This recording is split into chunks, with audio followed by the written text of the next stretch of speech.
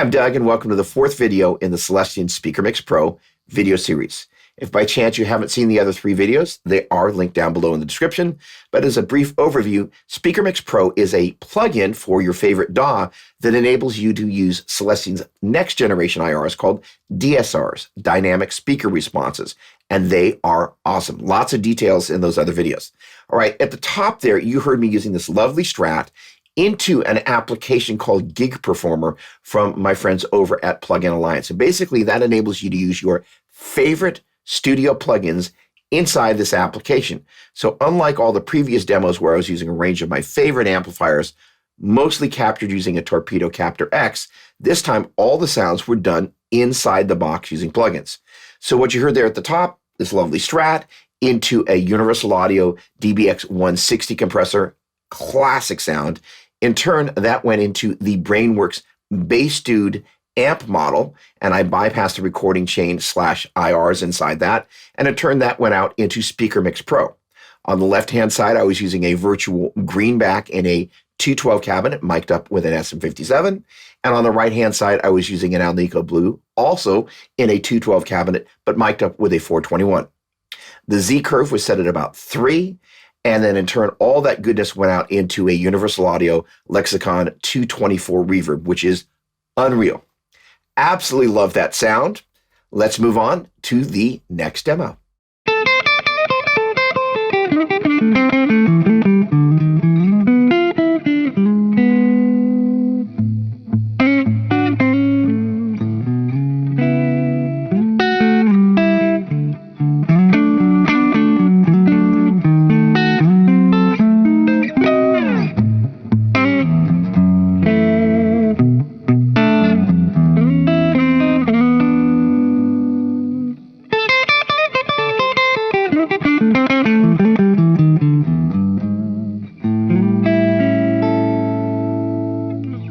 So for that one, I was using this lovely ES335, kindly on loan from my dear friend Mason at Vertex Effects.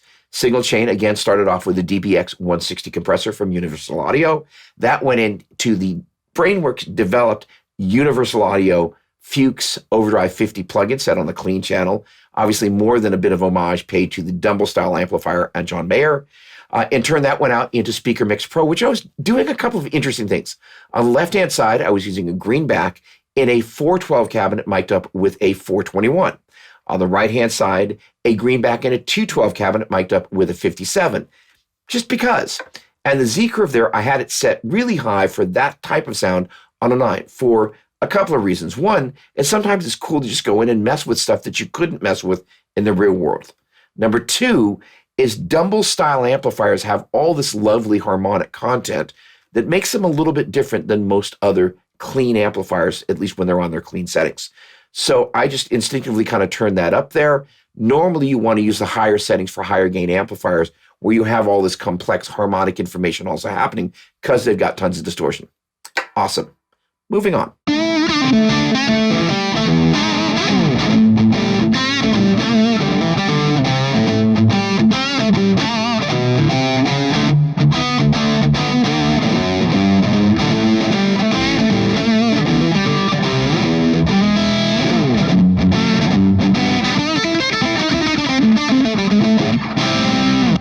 So for that one, I finally stepped away from that DBX 160 compressor. Hard to let go of that puppy.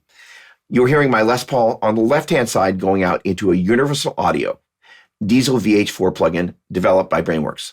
On the right-hand side, you were hearing the Brainworx Friedman BE100 plugin. Both of those went down into SpeakerMix Pro. On the left-hand side, a greenback in a closed back 212 cabinet mic'd up with a 57, and on the right-hand side, the exact same thing. The Z curve on both of those, because it's all set in kind of a master setting in the plugin, was set at 9 because it was a higher gain type of thing. In turn, all that goodness went out into the Brainworx BX Rooms reverb. Had it set on play. That reverb is also one of my favorites.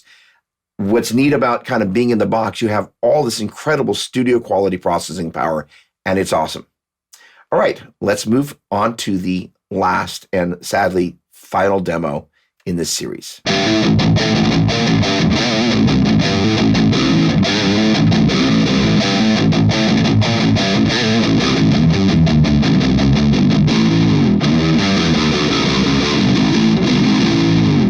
A minute ago, I kind of made a joke about having to step away from the DBX 160 compressor, but there's a bigger point there.